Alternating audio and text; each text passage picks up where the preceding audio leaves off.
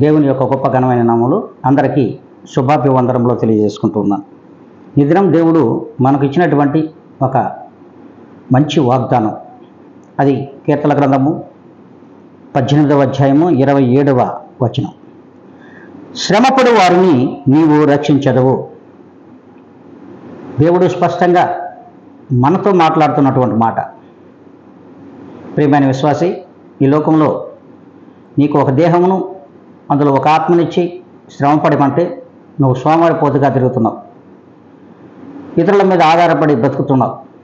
బ్రతుకుతున్నటువంటి నీవు నీ శ్రమ ఎక్కడా అని దేవుడు అడుగుతున్నాడు. నువ్వు శ్రమ పడవలసిన అవసరం దేవుడు ఎంతైనా ఉందని తెలియజేస్తున్నాడు. మరి ఆ శ్రమను మనం అనుభవిస్తున్నామా? శ్రమపడి మనం మన ఆహారం అయితేనేమి, ఇతర ప్రతి విధమైనటువంటి క్రియలలో మన యొక్క శ్రమ ఎంతవరకు కనబడుతుంది? దేవుడు స్పష్టంగా మనందరికీ తెలియజేస్తున్నాడు. శ్రమపడి నీ యొక్క బ్రతుకు జీవనమును సాగించు అంటున్నాడు. కాబట్టి దేవుడు ఎల్లవేళలా నీకు తోడుగా ఉంటాడు. అలా జీవించే వారికి దేవుడు ఎప్పుడు కూడా రక్షణకర్తగా ఉంటాడు. అలాంటి వారిని ఖచ్చితంగా దేవుడు రక్షిస్తానని వాక్యం ద్వారా తెలియజేస్తున్నాడు. మరి ఆ విధంగా ఈ దినము నుండైనా మనం ఉందాము అనుకున్నట్లయితే అందరూ కూడా తలలు వంచి ప్రభు యొక్క ప్రార్థనలో ఏకీవించాలని ప్రభు పేరిట మనవి చేసుకుంటూ ఉన్నాను.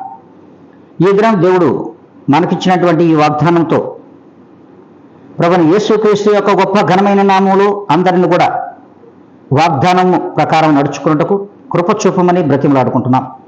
ప్రభువా, ఇదిగోనైనా వీక్షించుచున్న ప్రతి బిడ్డను మీ పాదాల దగ్గర పెట్టి మీ చేతులకు సమర్పించుకుంటుండగా వారి యొక్క క్రియలలో వారి యొక్క శ్రమను మీరు గుర్తు చేస్తూ ఉన్నావు.